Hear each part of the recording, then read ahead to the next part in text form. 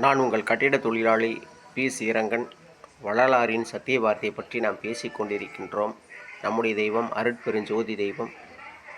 நம்முடைய தெய்வத்தினுடைய புகழையும் பெருமையும் வள்ளல் பெருமான் திரு அருட்பா என்ற தெய்வ நூலிலே கவிதையாக எழுதியுள்ளார். நாம் தற்பொழுது நாய்கள் பற்றிய செய்திகளையும் நாய்கள் பற்றிய விஷயங்களையும் நாம் பேசிக்கொண்டிருக்கின்றோம். எல்லா உயிரும் இறைவனே, எல்லா உயிரும் இறைவனுக்குள் இருக்கின்றது. இறைவனே உயிராய் இருக்கின்றார். ஆதலால் நாம் எல்லா உயிர்களையும் கருணையுடன் பார்க்க வேண்டும்.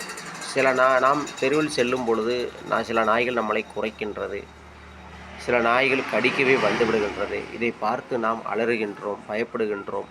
அதனால்தான் இந்த வள்ளல் பெருமான் நம்முடைய வாழ்க்கையிலே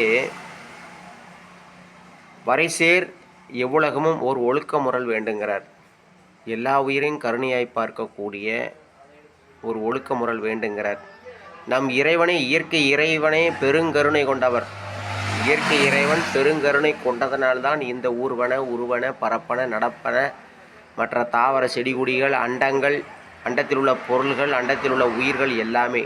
அதனால் எந்த உயிரும் நம்மளை எதுவும் செய்யாது. நீங்கள் பழகி கொள்ள வேண்டும். எல்லா உயிர்களையும் கருணையுடன் பார்க்க பழகி கொள்ள வேண்டும்.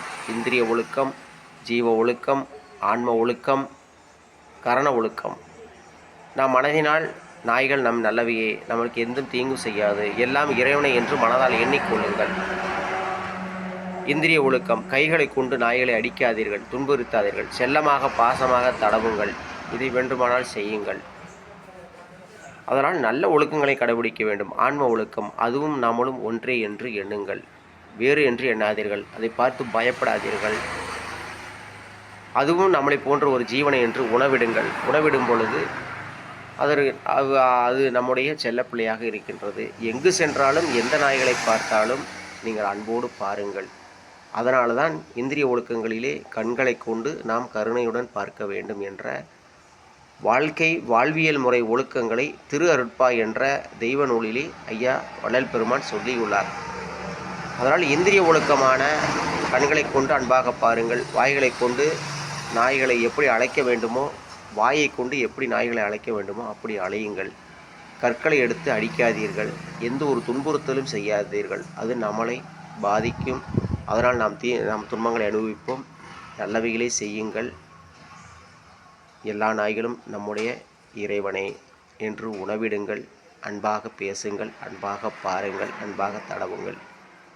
வள்ளல் மலரடியே போற்றி.